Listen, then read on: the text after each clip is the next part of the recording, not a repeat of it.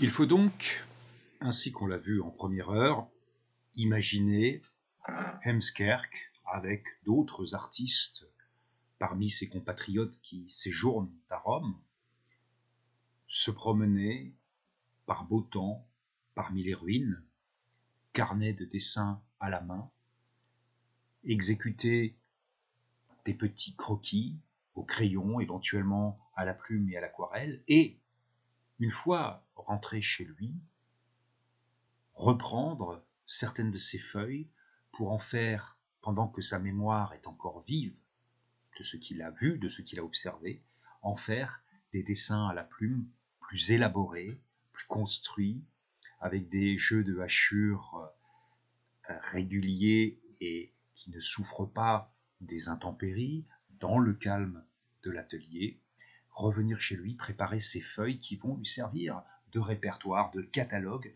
je le disais, pour des compositions beaucoup plus élaborées, une fois qu'il sera de retour à Anvers.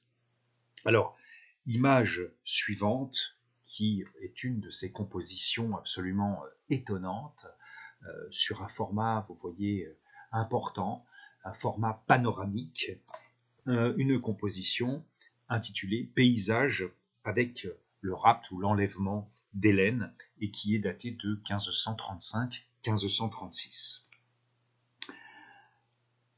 Une fois que vous avez lu les références de l'œuvre, vous vous rendez compte qu'il s'agit d'une toile aux dimensions exceptionnelles avec près de 4 mètres de largeur, ce qui bien sûr indique une commande pour une œuvre de circonstance, c'est-à-dire pour une œuvre dont le sujet a été plus ou moins déterminé, dont le commanditaire et l'artiste sont convenus d'avance par contrat. Peut-être à l'occasion d'un mariage, puisque le thème est bien sûr celui du plus célèbre amour, de la plus célèbre histoire d'amour de la culture classique, les amours de Paris et d'Hélène.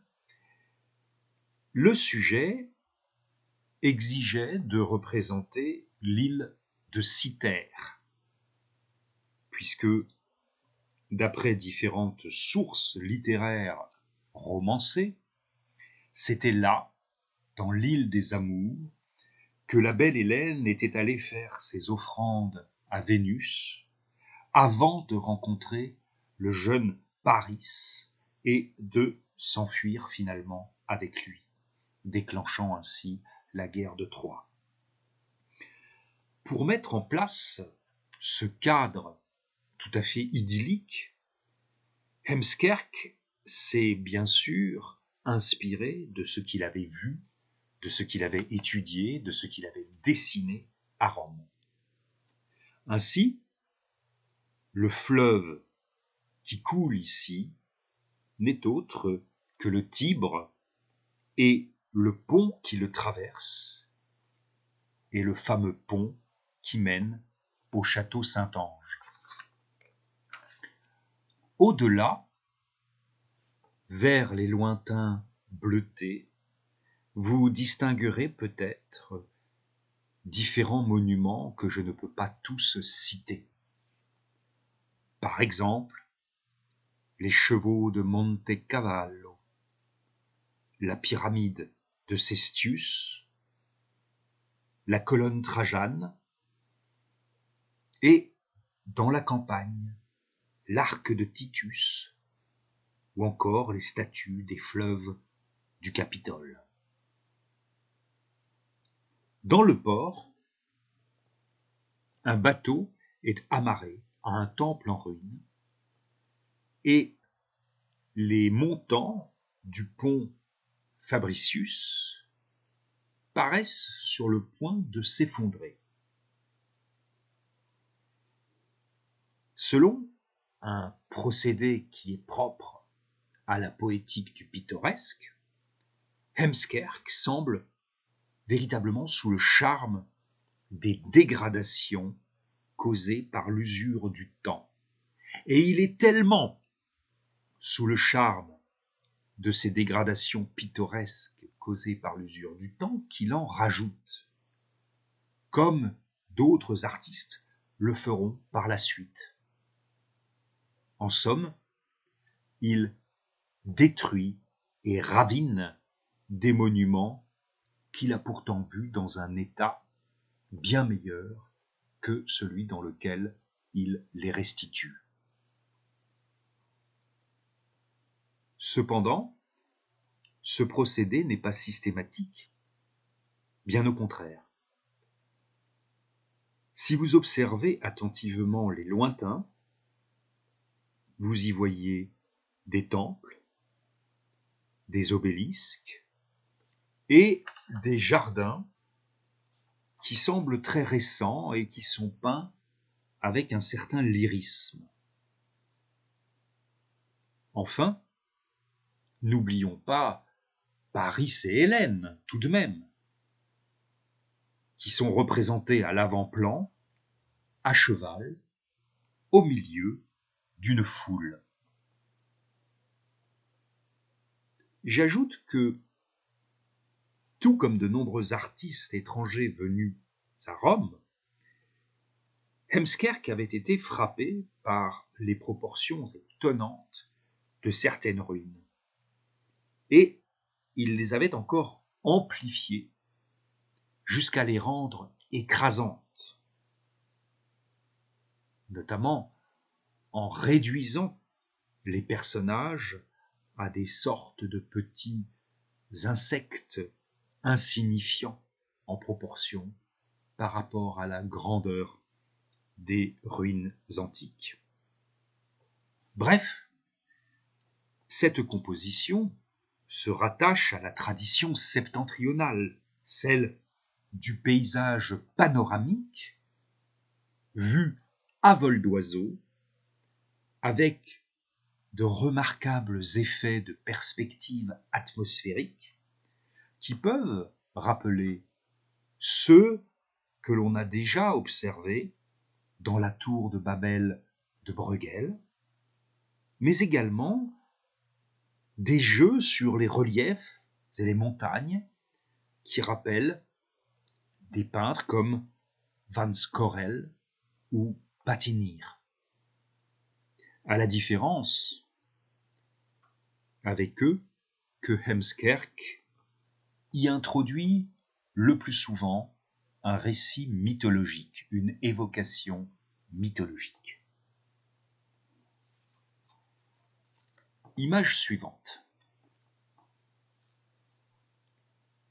C'est encore cette fascination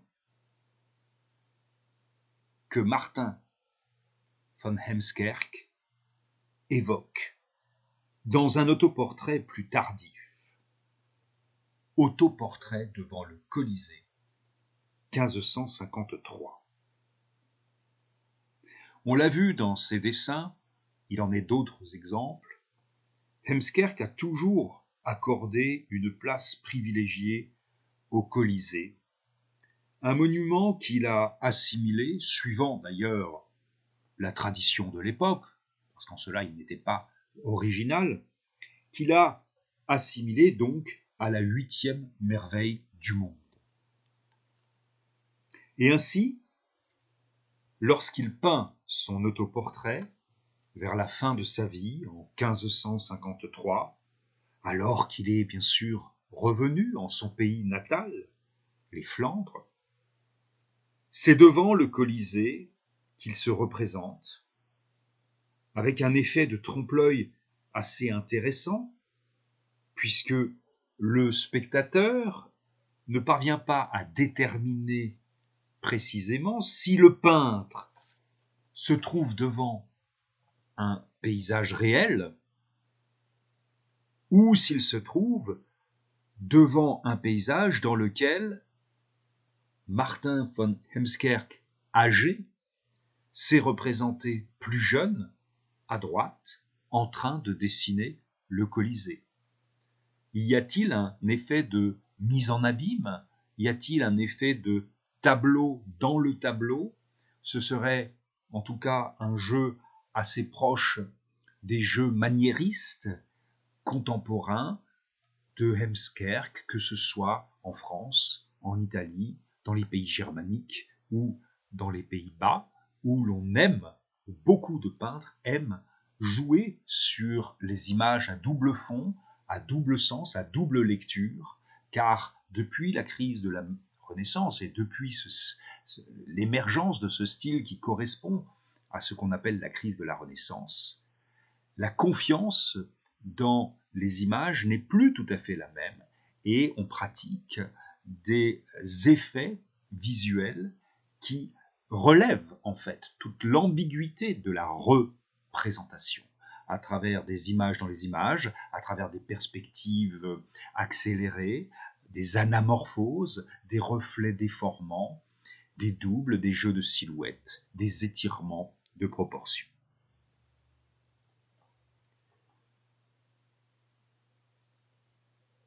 En tout cas, ici, c'est bien un moyen pour Heemskerk, au soir de sa vie, de se remémorer sa jeunesse, ce moment heureux en Italie, à Rome, quand il dessinait en ce lieu le monument qu'il avait tant admiré.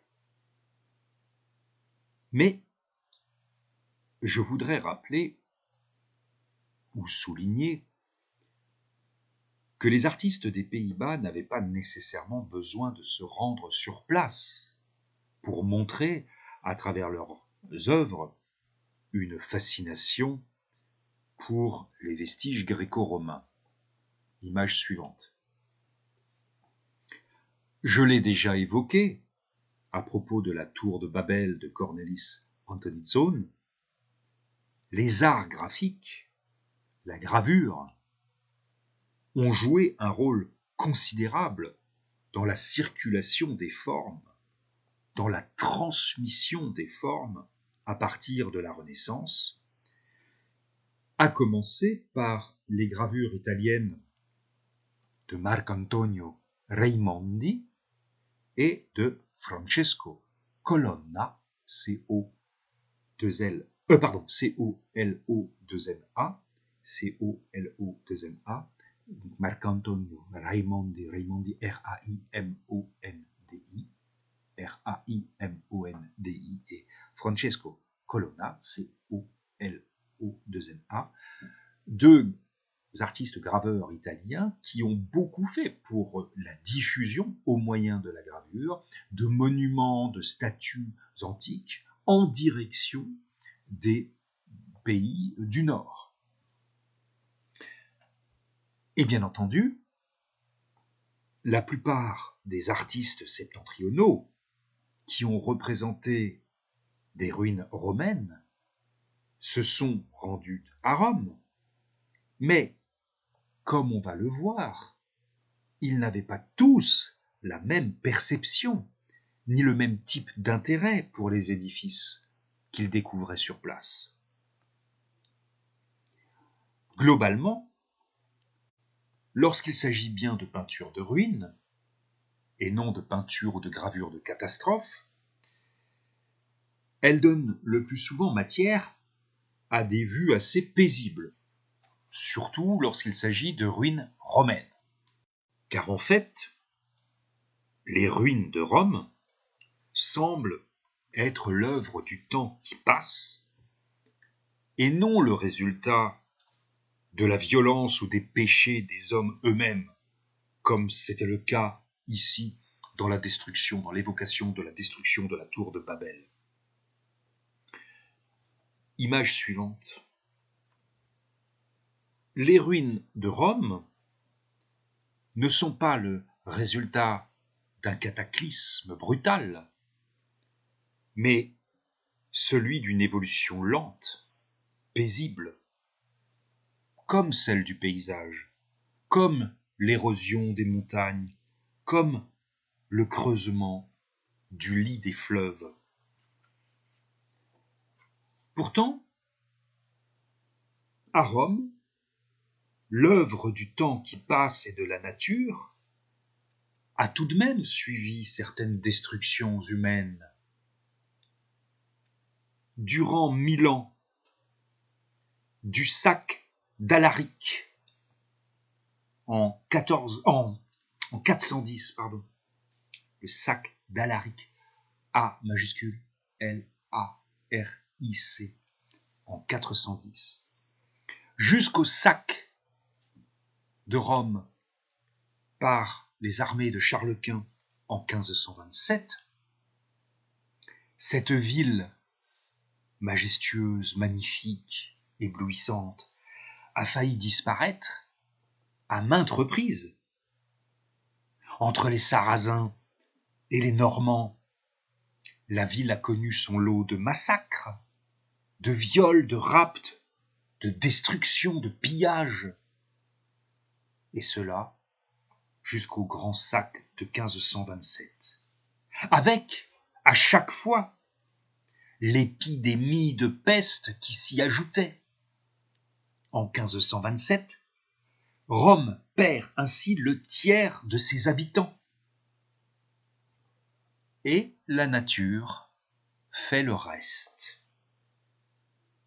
Inondations et tremblements de terre qui vont jeter à bas la face est du Colisée au IXe siècle.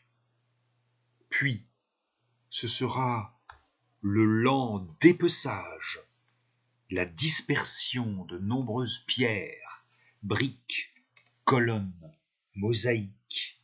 Partout, les hommes qui se servent pour reconstruire à partir de ce matériau volé, pour reconstruire ailleurs, pour rebâtir à partir de matériaux prélevés directement sur les monuments. À une période où la notion de protection du patrimoine n'existe évidemment pas, et pas au goût du jour. Ajoutez à cela que, avec le temps qui passe, la terre s'exauce, l'herbe pousse, puis les arbres. Le bétail vient éventuellement se mêler aux ruines. La douceur succède à la violence et l'artiste traduit, le crayon à la main, ce qu'il observe de ce côté paisible et élégiaque pour le transposer par la suite sur de plus grands formats dans son atelier. Jan Gossart, dit Mabuse, peintre flamand qui séjourna à Rome en 1508, marque dans cette histoire un repère important, puisqu'on peut le considérer comme un des premiers artistes représentatifs pleinement de ce qu'on appelle le maniérisme flamand. En effet, Gossart a réussi à assimiler les innovations graphiques des artistes germaniques et nordiques, en particulier celle de Dürer, d'Albrecht Dürer, tout en les combinant aux apports de la Renaissance italienne. Cette vue du Colisée, un dessin à la plume, dont je n'ai pas donné les dimensions, je les donne maintenant, 20 cm sur 26,4, donc conservé au cabinet des arts graphiques du musée de la ville de Berlin. Ce dessin appartient à une série qui a été exécutée par l'artiste et qui rencontrait beaucoup de succès auprès des humanistes, notamment auprès de Philippe de Bourgogne. Philippe de Bourgogne qui avait emmené Gossart avec lui à Rome pour qu'il exécute ce type de composition dont ce noble humaniste était friand.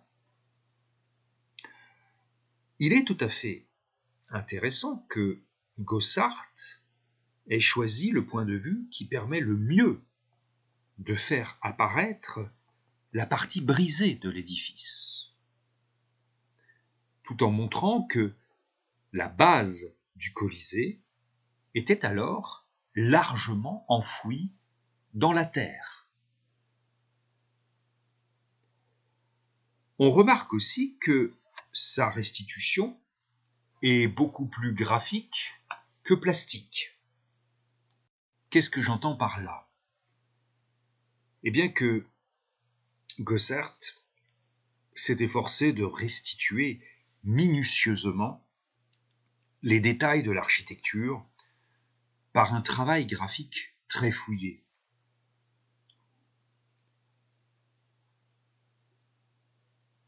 Il ne semble pas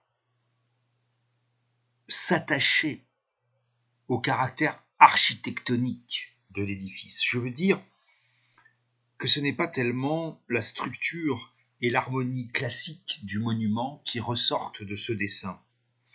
Le monument, ici, semble sur le point de s'effondrer complètement. Le Colisée ne paraît pas avoir d'assises solides.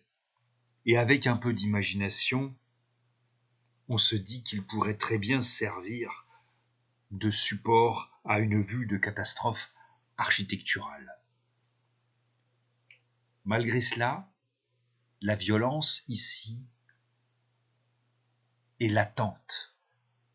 Elle n'explose pas comme dans la vue de la tour de Babel de Cornelis Antoniszon. Frappant aussi est le fait que dans la partie droite, vous voyez que la ligne verticale a tendance à devenir oblique, comme si le Colisée allait s'ouvrir, allait être éventré finalement, était en passe de tomber encore davantage. À la suite de Gossart, ce sont donc plusieurs générations d'artistes d'origine septentrionale qui se sont rendus en Italie et qui ont occasionnellement dessiné des ruines, parfois en les intégrant ensuite dans des compositions peintes plus ambitieuses. De la même période date par exemple cette très belle composition d'un artiste beaucoup moins connu que Van Heemskerck, image suivante, Hermann Postumus, avec ce paysage avec ruines antiques, daté de 1536, sur des dimensions assez importantes pour un paysage, puisque nous avons 1,41 m de large. Alors, Postumus est un artiste qui a été lui aussi formé en Flandre et qui a séjourné à Rome à la fin des années 1530, avant de retourner dans les Pays-Bas où il a effectué l'essentiel de sa carrière. Le thème de ce tableau, assez étrange, notamment dans son organisation spatiale par empilement, par étagement, le thème est donné par une citation latine qui est en fait tirée des Métamorphoses d'Ovide, et citation, vous avez compris, qui fait allusion au temps, le temps qui dévore toute chose, qui détruit et dévore toute chose et réduit les constructions humaines à des ruines. Comme pour faire écho à ce texte, à cet adage, au premier abord, nous voyons des fragments d'antiques qui jonchent le sol, et au milieu de la composition, des ruines envahies par la végétation. Bien sûr, ces ruines sont là pour évoquer les monuments de Rome que les artistes vont dessiner. Cependant, elles ne sont pas reproduites fidèlement.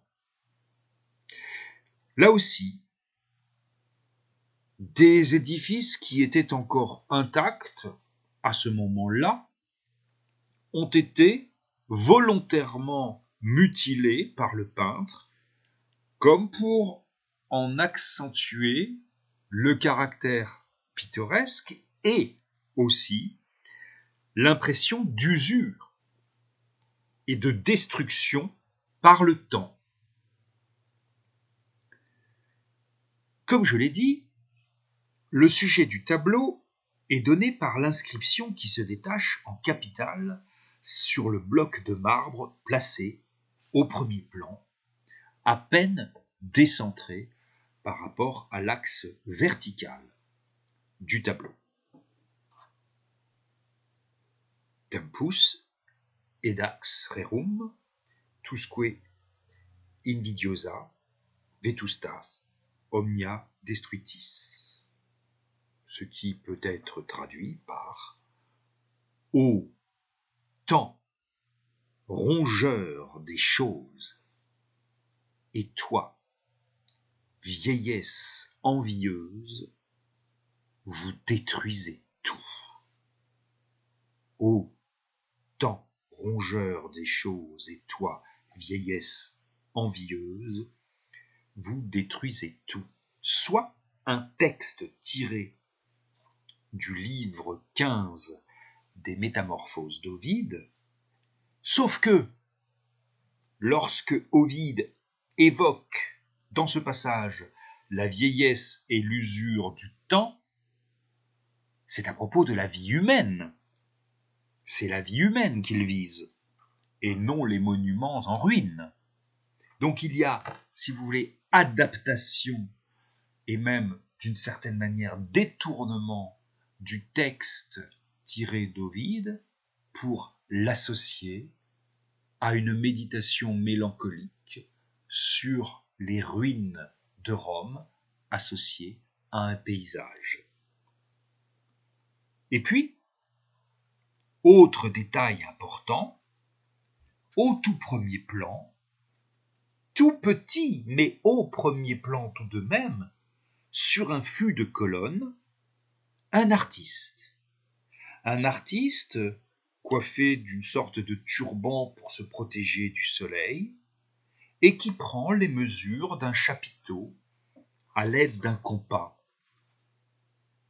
Il a le geste suspendu, tandis que un de ses confrères est courbé sur sa feuille et qu'un troisième s'est hissé sur une statue pour en mesurer l'épaule. Il faudra naturellement que vous preniez le temps d'observer une bonne reproduction tranquillement pour retrouver les personnages que je viens d'évoquer et en découvrir d'autres encore.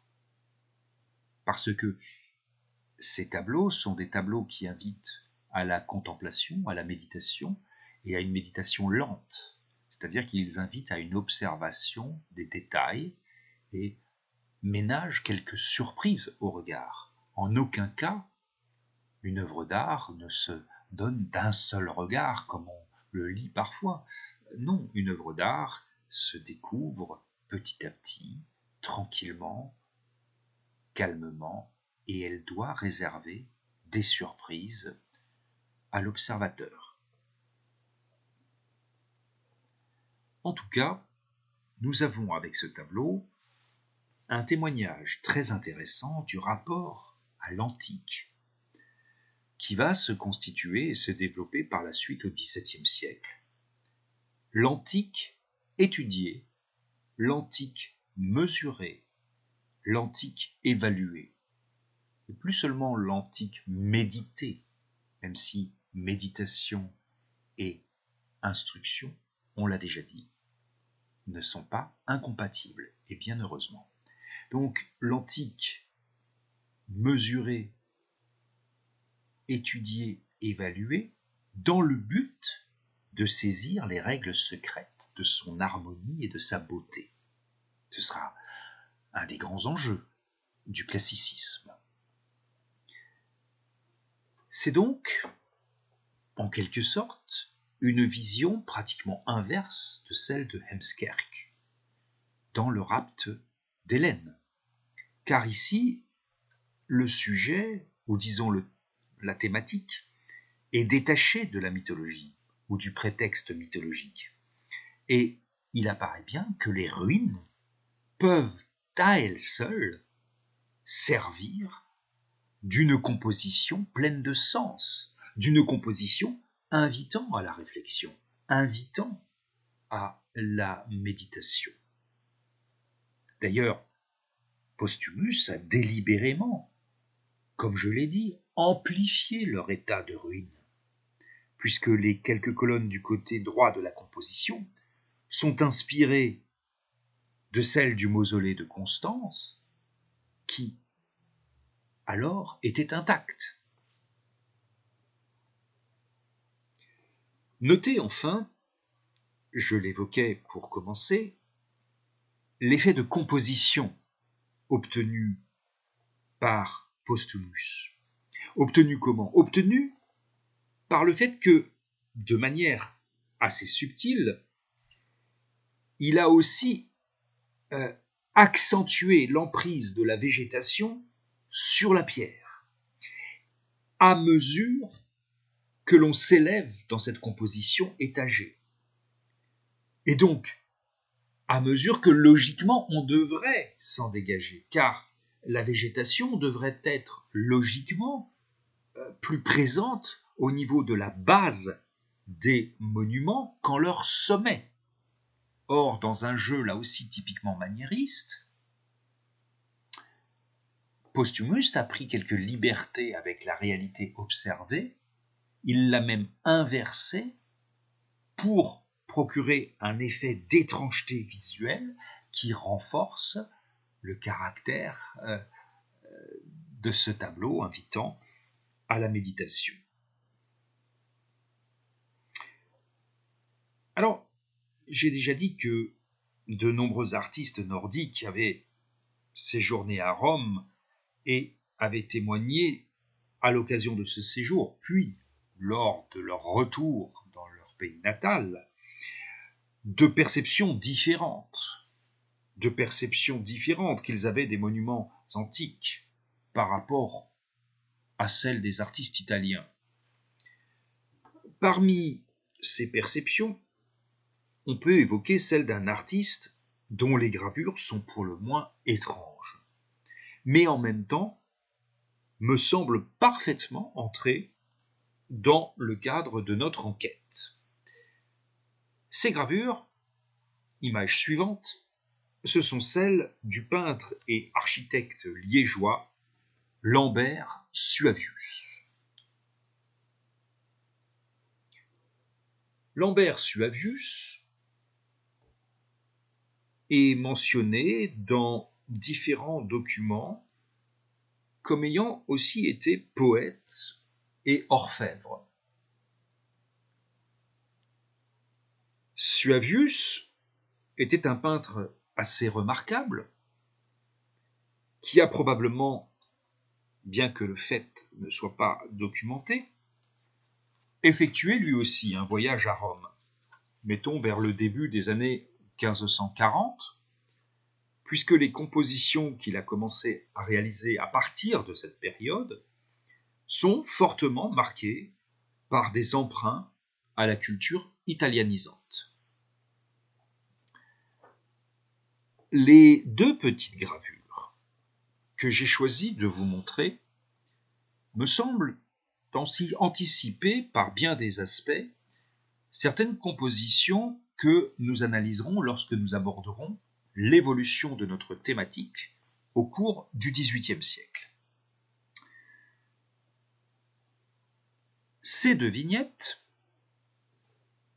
ont été publiées en 1560 dans un recueil de 28 planches qui était en fait destiné aux artistes, puisqu'elles devaient leur fournir une sorte de catalogue de décors susceptible d'agrémenter leur composition. Donc, un livre d'exemple, un livre de modèle, d'architecture pouvant servir à des peintres d'histoire à créer les décors dans lesquels leurs personnages se livraient à leurs actions ou évoluaient dans leurs intrigues.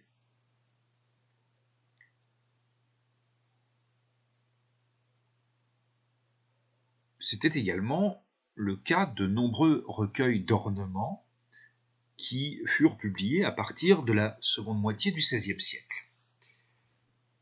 En tout cas, cette série est intéressante dans la mesure où elle met en œuvre le principe de la combinaison de fragments architecturaux. Le principe de la combinaison de fragments architecturaux qui est à la base de ce qu'on va appeler le caprice architectural. C'est-à-dire, le caprice architectural, c'est une invention d'une architecture imaginaire à partir de la juxtaposition ou de la combinaison ou de la superposition de différents types de façades, de portiques, de fontaines, de dômes, de clochers, de toits, de couvertures en tout genre, qui reproduisent parfois partiellement des monuments qui existent en réalité, avec par exemple des citations partielles de fragments du Colisée ou de fragments du Panthéon.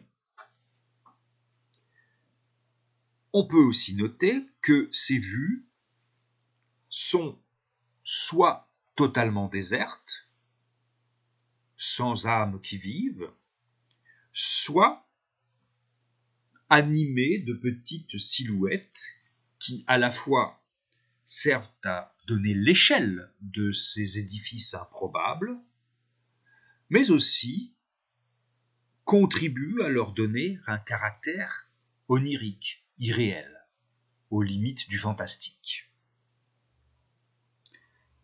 Les deux exemples projetés à l'écran constituent peut-être ceux qui sont les plus surprenants de la série, puisque ces édifices imaginaires n'empruntent pas uniquement leurs détails, leurs morceaux architectoniques à l'Antiquité classique, mais également au Moyen Âge, à la Renaissance et même à l'Orient. Bref, on est dans des caprices architecturaux tout à fait éclectiques. Et d'une certaine manière, la bizarrerie de ces compositions anticipe, avec plus de 2 siècles d'avance, les fantaisies architecturales des architectes dessinateurs de la fin du XVIIIe et des débuts du XIXe siècle. On peut penser à Ledoux, on peut penser à Boullée, mais bien sûr, puisque j'ai eu l'occasion de travailler sur cet architecte dessinateur à la préparation d'une exposition qui s'est tenue il y a 2 ans au Petit Palais à Paris, on peut penser surtout à Jean-Jacques Lequeux, dont vous allez trouver très facilement les dessins d'architecture fantastique sur le site de Gallica, puisque l'ensemble de ces dessins a été numérisé en haute définition à l'occasion de cette exposition. Jean-Jacques Lequeux, qui peut-être nous retiendra ultérieurement si l'occasion se présente d'y revenir. Passons à l'image suivante. Et donc, nous avons évoqué Bruegel, Heemskerck. On pourrait en citer d'autres, tels que les frères Mathieu et Paul Bril, qui ont séjourné à Rome dans les années 1570 et dont les œuvres prolongent, aussi bien du point de vue technique que du choix des motifs, les paysages romains qui ont été peints et dessinés par Van Heemskerck. Et je vous montre ici donc de Mathieu Bril, ce dessin à la plume et à l'encre brune, l'arc de Septime Sévère. Il est fort probable que Mathieu Bril ait fourni un grand nombre de dessins de vues de Rome, avec une prédilection pour les bâtiments antiques qui étaient encore conservés. En effet, on connaît de cet artiste un ensemble de 9 feuillets qui montrent ce type de vue et auquel le dessin que vous avez à l'écran appartient. Et comme Heemskerk, comme Jan van Scorel, Mathieu et Paul Bril appartiennent donc à ce groupe d'artistes septentrionaux qui ont commencé à porter un grand intérêt aux vestiges de l'Antiquité. Chez Mathieu Bril, il ne semble pas tant s'agir de proposer une reconstitution archéologique des ruines auxquelles il se trouvait confronté, mais bien plutôt de les restituer dans leur effet pittoresque, sans allusion directe à l'intérêt humaniste pour l'Antiquité classique, mais plutôt avec cet effort, avec cette intention en tout cas, de montrer que les ruines font partie de la vie quotidienne, que l'on peut y garer une charrette ou une carriole, qu'une partie de leur pierre ou de leur colonne peut tout à fait être prélevée pour d'autres bâtiments, que ça ne pose pas de problème, et que ces ruines sont en partie encore enfouies, qu'elles n'ont pas été dégagées. C'est encore le cas, image suivante, dans ce dessin du temple de Minerve au forum de Nerva, qui met l'accent, là encore, sur le caractère pittoresque des ruines plutôt que sur les détails architectoniques ou archéologiques, et donc sur les inscriptions. On a l'impression de pouvoir se promener virtuellement dans cet ensemble, et que même s'il n'est pas animé de silhouettes, il pourrait très bien l'être, il pourrait très bien être parcouru par des hommes ou des animaux. Exemple suivant, cette fois de Paul Bril, et cette fois d'un tableau. En 1582, Paul Bril fait le choix de s'installer définitivement à Rome. Et à partir de ce moment-là, il se spécialise dans le type de paysage que vous avez à l'écran, tout en collaborant avec certains artistes italiens pour lesquels il réalise les arrière-plans de paysages dans de nombreuses fresques. On oublie trop souvent de l'artiste comme génie créateur singulier, on oublie trop souvent que de nombreux tableaux, de nombreuses compositions, de nombreuses fresques que nous voyons et qui sont attribuées à un seul nom, sont en fait le fruit de collaboration entre différents artistes, et que c'est le plus réputé, le plus connu, celui auquel était passée la commande, qui a signé le contrat et donc qui a laissé son nom à la composition.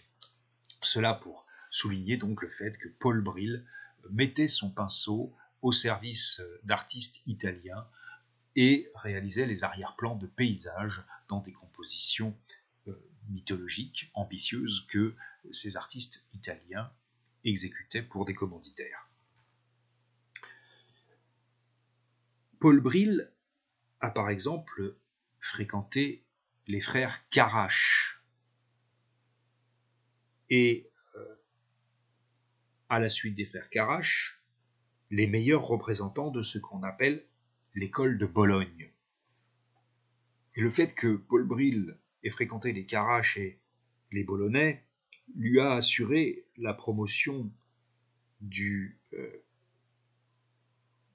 disons, lui a assuré la meilleure connaissance du classicisme tel qu'il était promu en Italie à ce moment-là, le classicisme des Carages qui, à sa manière, réagit contre le maniérisme tardif. Et ce classicisme bolonais a donc laissé sa trace sur les paysages de Paul Bril avec des compositions articulées suivant des rythmes assez amples, inspirés de la campagne romaine, où l'on relève tout de même la présence fréquente de ruines antiques. Dans le cas qui nous occupe ici, il s'agit d'une commande datée du début de l'année 1601, une commande que le patricien romain Asdrubale Mattei, alors je vais épeler Asdrubale, A-S-D-R-U-B-A-L-E,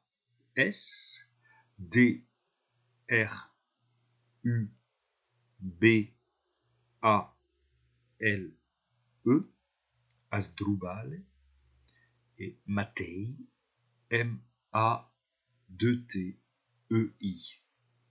Donc Asdrubale Mattei a passé commande à Paul Bril de 5 vues, de 5 tableaux, de 5 vues de ces 5 résidences qui étaient assez éloignées de Rome.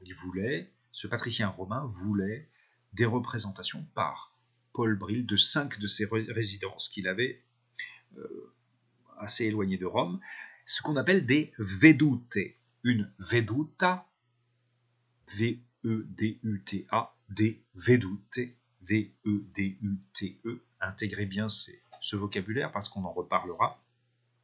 C'est-à-dire des vues, comme le dit l'italien, hein, des vues de bâtiments ou de villes déployées dans un paysage. Et donc, dans ces vedute, Bril devait à chaque fois placer la ligne d'horizon assez élevée, ce qu'il a fait, image suivante, dans ce tableau, Feudo di Rocca Sinibalda, qui est donc une des résidences d'Asdrubale Mattei, peinte par Paul Bril suite à cette commande. Et il situe donc, pour donner de l'ampleur au paysage, la ligne d'horizon.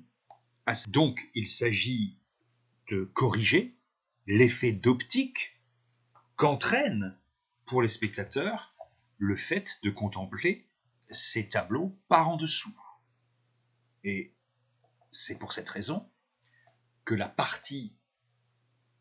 moitié inférieure de la composition est beaucoup plus développée parce que le raccourci dû à la position du spectateur entraîne un écrasement de la perspective et il faut que le château ressorte et donc il faut corriger cette anamorphose.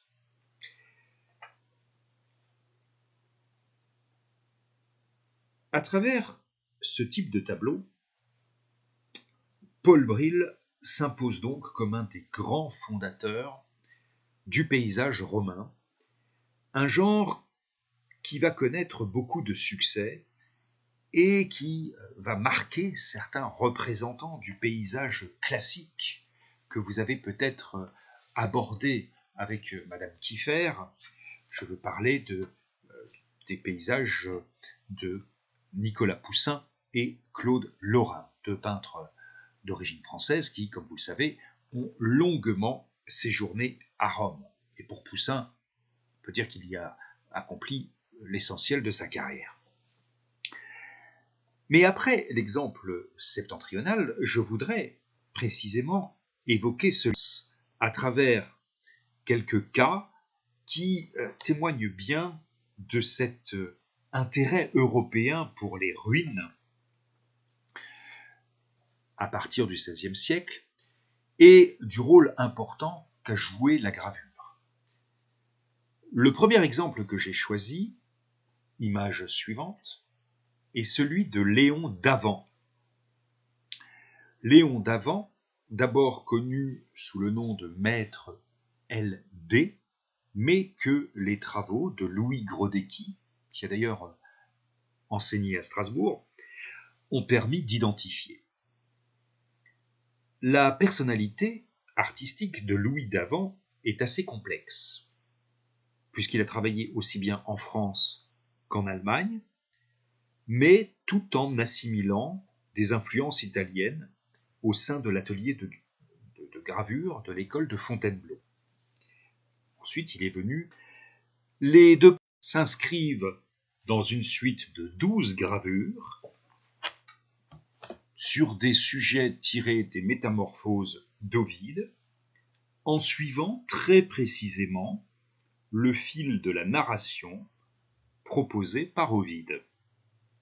Et les deux paysages sont respectivement la 8e et la 9e planche de l'ensemble, qui mettent en scène 2 épisodes précis. Le premier, celui où la déesse Cérès apprend de la nymphe Aréthuse ce qui est arrivé à sa fille Proserpine.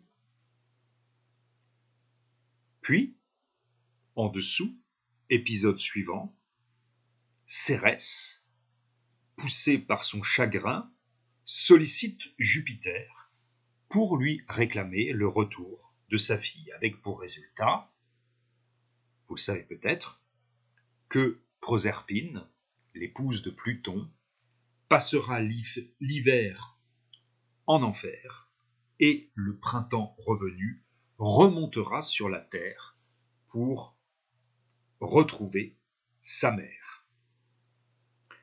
Eh bien, dans cette suite, on voit comment le paysage naturel, agrémenté de ruines pittoresques, sert de cadre, mais je pourrais même dire de théâtre aux différentes scènes. Et de fait, les personnages sont de dimension réduite, laissant la place pour que le décor puisse se développer horizontalement, comme on le retrouvera par la suite dans les paysages héroïques et idylliques des Caraches, d'Hercule Segers, de Claude Gelée, dit le Lorrain, ou encore de Nicolas Poussin. On remarque aussi, et je terminerai là-dessus, la différence de traitement entre les premiers plans et les lointains. Différence de traitement au moyen duquel le graveur tente de trouver un équivalent graphique aux effets de la perspective atmosphérique. En effet, les premiers plans sont plutôt détaillés, tandis que les lointains ont tendance à être tracés d'un simple trait de contour, ce qui suggère l'éloignement, et donc une perception moins précise, une perception moins nette. À la semaine prochaine.